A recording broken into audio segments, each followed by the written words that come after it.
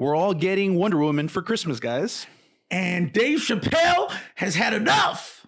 That and more. Movie Minds. Movie Minds. Woo! Hey guys, this is Ish. And this is Ant. And we're Movie Minds, where we keep you up to date with all the movie news, reviews, and some shows. Guys, and follow us on all our social media platforms, guys, on Twitter, on Facebook, on TikTok, on MySpace, on, the USPS mail, anything you want, follow us. We'll give you our address here where we live whenever you want. No, we won't. No, our phone number, social security. Anyways, guys, we thank you for everything you guys do. We love the fact that you blew up our last video with over 300 views. Guys, we really thank you. Again, if we can ask you for one thing, is to press that subscribe button right there so that you can become a subscriber and get followed up with all our future content. Yes. All right, guys. Let's go on to Worthy Mentions. Worthy Mentions. Yes. So here we go, guys. Another Predator movie is in the works by Century 20th Fox. They're officially basically greenlit it. And so yeah, man, I'm really excited about it. Who knew that the Predator movie was going to get another movie, since a few of the last one have really stunk? Yeah. So what do you think, man? Well, you didn't like Predators? The one that with the whole hunters, the game kind of thing. Yeah. That one wasn't bad, but it still was, to me, a little. No, it wasn't Predator 1. It felt, it didn't feel like a Predator movie to me. Really? It felt like a Hunger Games kind of. They were trying to do something. Yes, it was absolutely Hunger Games with Predator that, for sure. And I'm not necessarily, do I think it's a bad thing, but when I think Predator, guys, obviously I think Arnold Schwarzenegger in the jungle kind of thing. And so I want to be taken back to that world, felt the way that I felt the first time, Carl Weather loses his arm while he's still shooting, the gun like that. Dude, in that the was jungle. a classic moment, dude. I grew up watching that movie, dude. I love that movie. I believe that under this new reign of Disney, Fox now is owned by Disney, that Predator is in good hands. I believe that they are not going to throw out any trash.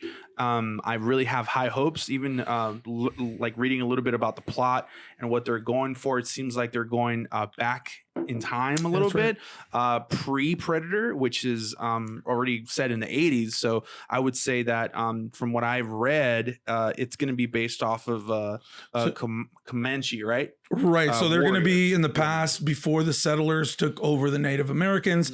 And so that is going to be pretty interesting, just because I wonder what they're going to, the whole play.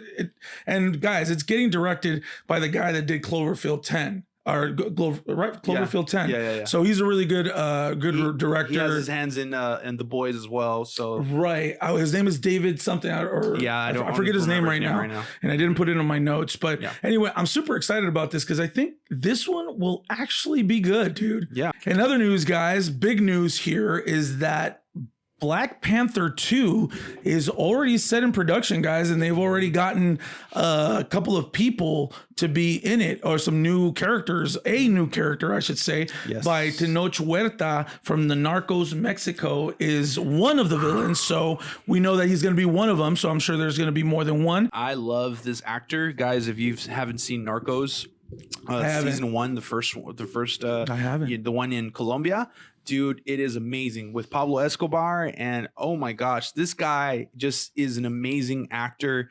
He just has this charisma about him, and just this a very, very attractive personality in a sense, but he's really like himself. I feel like it's this guy's personality that just kind of seeps out of him, and I want to see that happen in Black Panther. Of course, you got to watch that episode. I have to do it, and I have not. It's totally amazing. But seeing this being pushed as is now without Chadwick Boseman is very interesting to me. I feel as though they have a plan, but what is it? That's weird. Well, Ryan Coogler still continued to just make the movie that he was set out to do, even when he found out that Chadwick Boseman had passed. You would think that they would probably halt and kind of reorganize himself, because they don't have their star. Yeah, I don't know. So the fact that they didn't do that is a little strange to me, but hey, you know what? Ryan Coogler is a beast, so I trust everything that he does. Now, I know that Shuri, Letitia Wright's character, will play probably a larger role in this movie. She's also said maybe to become the Black Panther herself, maybe, because that's something that happened in the comics. However, I don't think so. I think they're still in search, or they already found the person that is going to play the Black Panther. Like I said last week, I believe that John Washington was one of the people that were rumored to be Black Panther. Also, a bunch of other great actors to play him. I think that they will go to that route. They're going to pick someone to carry that role, because it's one of those great roles that you want that Black Panther role to be filled in by someone great. So we'll see. All right, guys, we will see. All right, let's go on to our hot tops of today. Yes, sir. So guys, over the week we got some big news, and everyone's really excited. Merry Christmas, y'all. Warner Brothers announced that Wonder Woman 1984 will finally debut on streaming services, on service HBO Max on December 25th. The same day it will open in the US, all movie theaters, well, the ones that are open. Being that COVID is running its rampantness again on the second wave, and theaters might be closing down a lot here in California, at least. What do you think? And tell me, is this the final nail in the coffin for movie theaters? You know, I'm gonna right away think that can't be. I mean, the theaters are just a part of American culture. They're gonna keep those things open. As soon as this COVID thing goes away, theaters will reopen. Everything will be back to normal, hopefully. So I think there's gonna be some change, though, and I do think that. I think that you know, Wonder Woman 84 is helping that change, because it's a huge movie. I mean, this movie was set to believe that if it did come out in theaters, that it was supposed to make over $1 billion. So because the first Wonder Woman made over $800 million worldwide.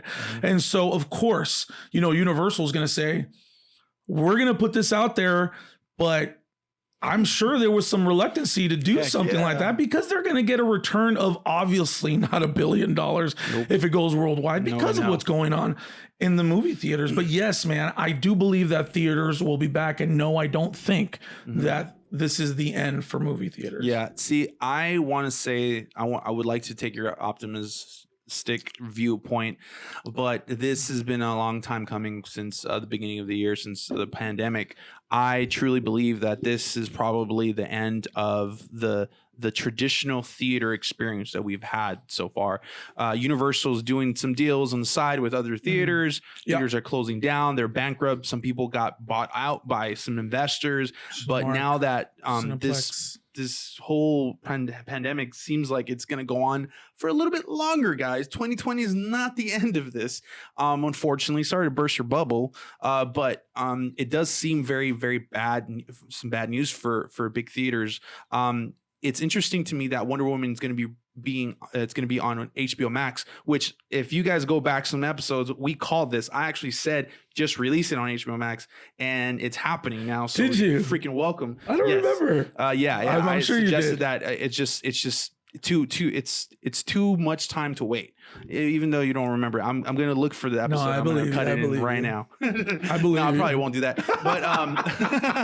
but I do believe that that this is a smart move from a studio perspective on things. Them really doubling down on streaming services is the way to go. Disney's already doing it. They're really pushing for their Disney Plus, that has 72 million now or something like that subscribers, and HBO Max wants that piece of the pie. And this is a great way to do it, because HBO Max has amazing content, guys. I'm just going to sit down here just for a few seconds to say that HBO Max is probably my favorite streaming service right now as we speak. I know Netflix has amazing content, great brand new stuff, but man, you guys have to subscribe to HBO Max. It's only $8 a month, and it has some amazing content, guys, like Game of Thrones. It has True Detective. Oh my gosh, just a bunch of stuff, man. You guys got to subscribe to it, and you'll get Wonder Woman for 30 days on December 25th. So, and you know, going to your point right now, the decision that they probably made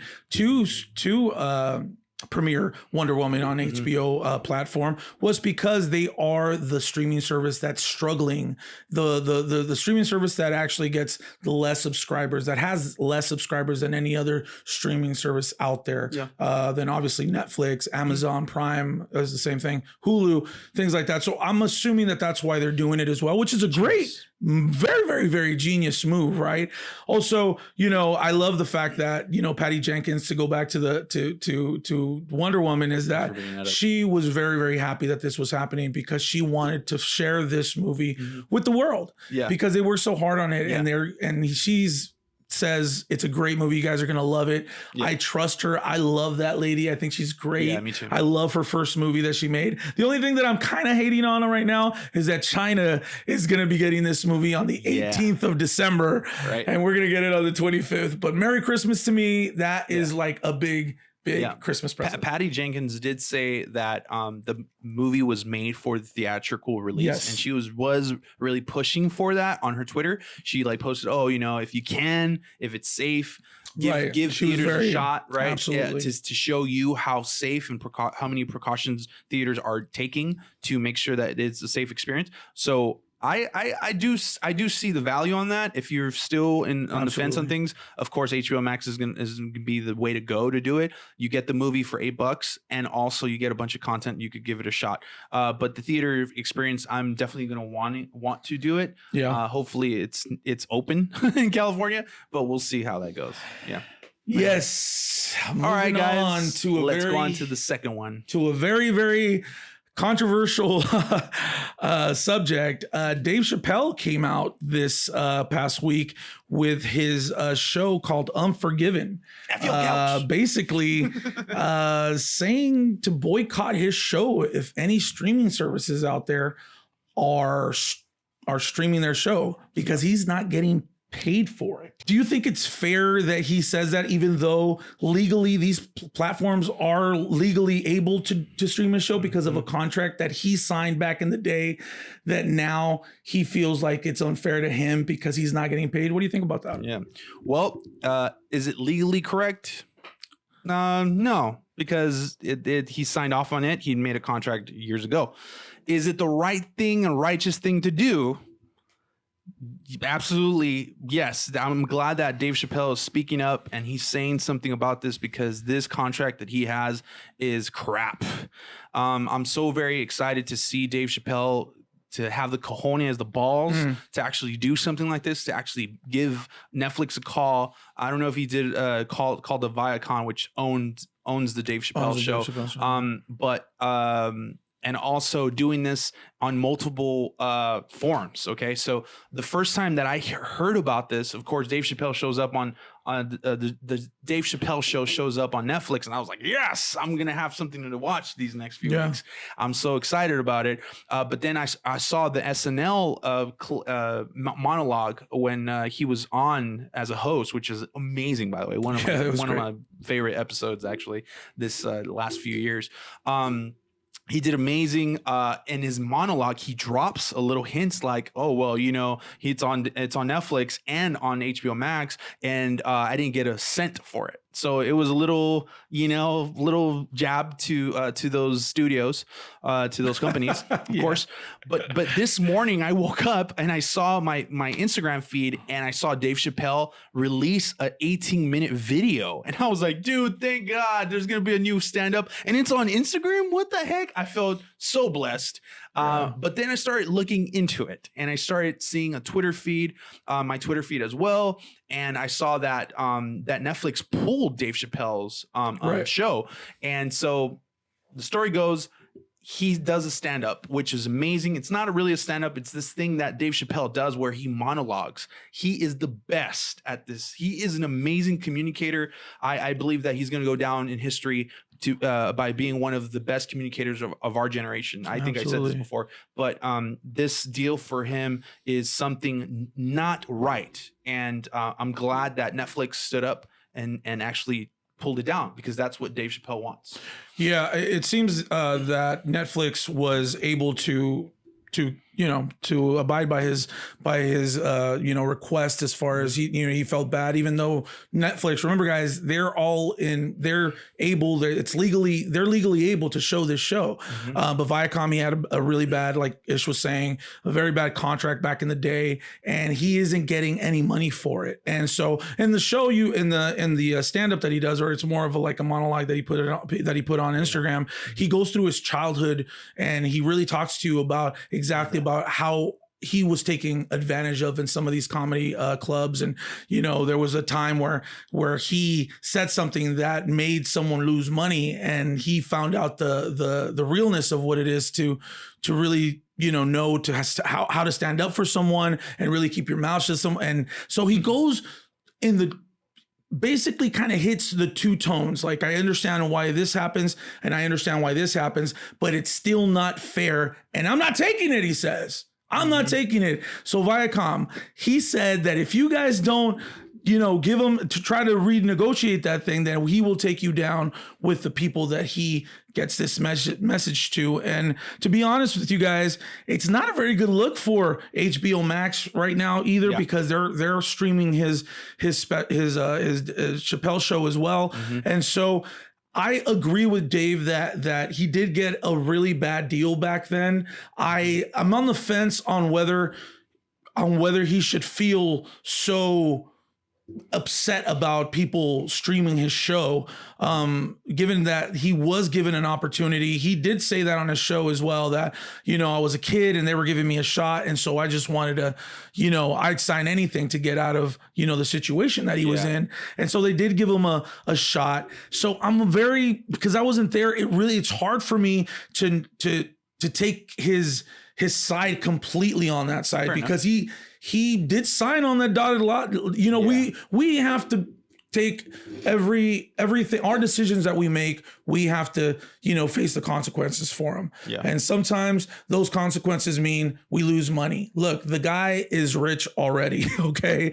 I love Dave Chappelle. Don't get me wrong, but I'm not saying that it's a right thing. Should they do that? I hope they do. I love the guy. I hope that he does try to, fix something with Viacom. But at the same time, I think that it's kind of unfair for everyone to stop watching the Chappelle Show that they pay for on a streaming service just because he feels like he didn't get the money that he deserved back in the day. Yeah. So I think that this is a move for him because he wants to bring back the Chappelle Show.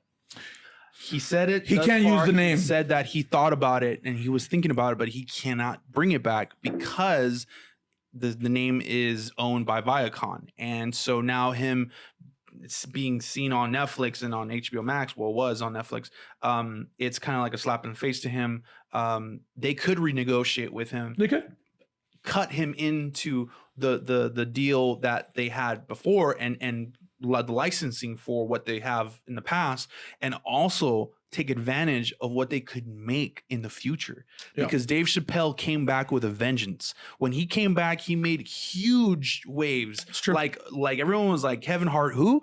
Dude, literally, if you have to give me two stand-up comedians, I'm gonna pick Dave Chappelle over Kevin Hart. And Kevin Hart is a blockbuster, pretty much, actor and star right now. So I truly see nothing but gain from Viacom if they just commit to doing the right thing and cutting Dave into this deal. This is something that I want to make sure that that we all understand that big companies, big organizations do not have control over people. Yes, you could sign contracts. Yes, you could have people like Kanye West that signed his rights to Sony, and now he's fighting for it back, of all his rights back. The companies are distributors. They're not our slave masters. They're not, dude. But people have to know that when they sign the dotted line, and then they have a lawyer with them right there, they know what there's people that are doing it out of just wanting to get their break and wanting to be the star and say, okay, nobody else is gonna. And now it just seems to me like, okay, you're gonna come and complain about it, dude. You signed it on the dotted line. Absolutely. I totally get it, dude. I hope Dave Chappelle does renegotiate because I want to see Dave Chappelle. Exactly. But he knows what he did. He knows what he signed off on. And these companies, Absolutely. yes, do they need to change? Absolutely. Especially putting that whole perpetuity for universe and infinity and beyond stuff. And I'm just like, that's crazy, right? Yeah. But this is what we have to change. The way that these companies start viewing how to write contracts for these artists. Because he also says how these companies view these people like the artist. He said something very, he's like, he eats, the Me Too movement. Oh yeah. The Me Too movement. This is what they were talking about. They effed him over on that one. Yeah. But it's the same monster. Yes. And that same monster wants to eat this part of the industry. And so I totally get it, Dave. I just don't think that I think, you did something. You wrote on the dotted line. You have to suffer those consequences. I hope you get your money. I really do. Yeah. But I also am not going to be mad if you don't, to be honest, because you did sign the dotted line. And, sometimes it happens. You know how many people out there, dude, that wrote a bad contract and they just lost their rights to everything? Absolutely. But do you really want that to happen to Dave Chappelle and what the beautiful art that he's bringing I don't. to the world? I hope he really does, am on his see side. Chappelle Show. If like he said at the very end, he's like, if you don't do it, then I will. Then I'll just take I it, love right? that. That end phrase that he did. I butchered it right now, but it's the phrase that he kind of started off his stand up with, and kind of threatened Viacom. Exactly, because he has the power, he has the talent. Absolutely. Yes, they have the money, but he has the talent, and talent is what is going to make this man money and his legacy. Really, he could go off and do something completely different that is exactly like the Chappelle Show, but with a brand new name. And you know who's gonna reap the harvest on that one? Netflix. You know why? Because they're doing the right thing. And that's why with Netflix. When you do the right thing, you get people around you that want to support your vision, that want to support your cause. If you don't treat people right, you get effed. That's right. And that's why he F's with Netflix, he says. Exactly. Thank you. Yes, exactly. So, yeah, let this be a I love Dave Chappelle. Everyone, man. I love Dave Chappelle. Don't get me wrong. I am playing the person that is definitely that people have to take consequences for what they do. Absolutely. I absolutely don't think, I think that he should get that contract renegotiated. Yeah. So Viacom, do the right thing. Stop putting those Universal, Infinity and Beyond contracts on here because that's slime bucket stuff. And artists, read your contracts and have a lawyer present when you do so, please. Yeah. Anyway, we're long-winded on that one, but we will. Let's go on to streaming and chilling. All right, guys. On this streaming and chilling, we're going to do something a little bit different. We usually give our suggestions for the week, but we just think that this news is amazing for Queen's Gambit. We've been talking about it the last 2 weeks. Called it, didn't I call it? They broke records with this Netflix's biggest scripted limited series with 62 million checking this amazing chess matches that were shown on this show. So let's talk about it. This movie right here, guys. I mean, I continue to call it a movie.